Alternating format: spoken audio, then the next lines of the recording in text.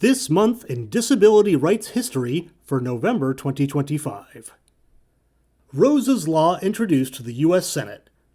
Rosa's Law, which replaced the term mental retardation with intellectual disability in federal language, was introduced to the Senate on November 17, 2009.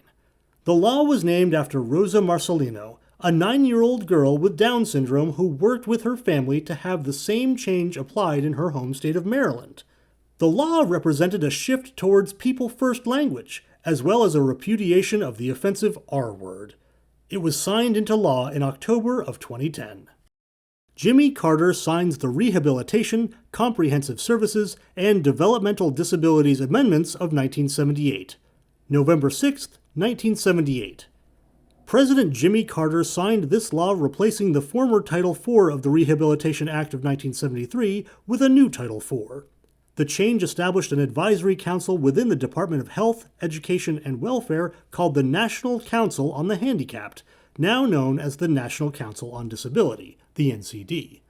The act also helped define developmental disabilities for federal purposes, and extended the scope of services provided for people with developmental disabilities. The first Autistic Speaking Day is held, November 1st, 2010.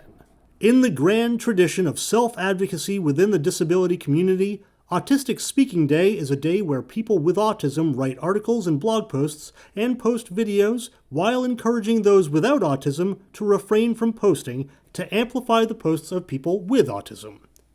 Started by activist Karina Becker, the first Autistic Speaking Day involved over 500 participants, many of whom found it empowering.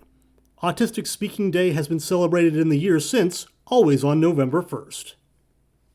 Autistic Self Advocacy Network is founded in Washington, D.C., November 13, 2006.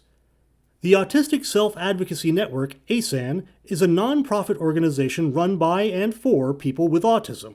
They advocate for political and legal policy, create tools and educational resources, and provide leadership training for other people with disabilities.